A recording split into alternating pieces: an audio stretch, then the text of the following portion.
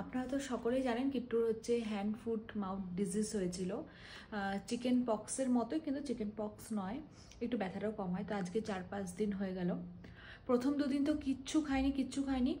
তারপর ডক্টরের ওষুধ দেওয়াতে ধীরে ধীরে ওর খাবারটা স্বাভাবিক হলো। তো এখনও বলবো না যে 100%, কিন্তু 80% ওর খাবার দাবার আবার খেতে পারছে ভালো মতো করে। তো ডক্টর তো ওকে একটা লোশন দিয়েছে, লোশনটা বেশ কাজের, মানে ওই র্যাশগুলো যেগুলো হয়েছে এখন মানে সেরে যাওয়ার সময় রীতিমতো ফোসকা ফোসকা যেমন আমাদের পরে ওরকম হচ্ছে।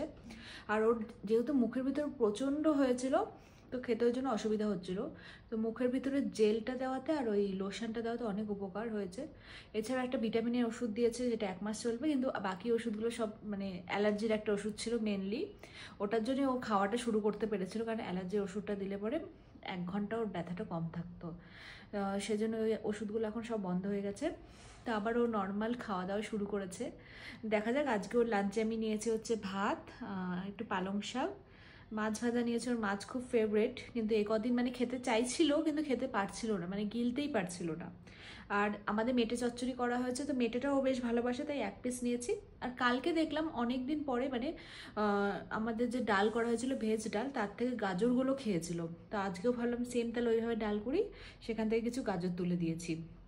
তো কিট্টুর লাঞ্চ রেডি।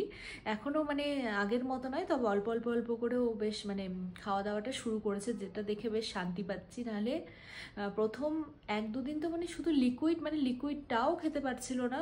সেটা নিয়ে ডক্টর বলছিল যদি ও খাওয়া যেন কিছুতে স্টপ না করে, খাওয়া স্টপ হয়ে গেলে তখন একটু মুশকিল আছে। মানে লিকুইডটাও ওকে যেমন করে হোক মানে দিতে হবে, সে যাই খাক না কেন। ওই জন্য আমরা মিষ্টির জল অনেক দিয়েছি ওকে।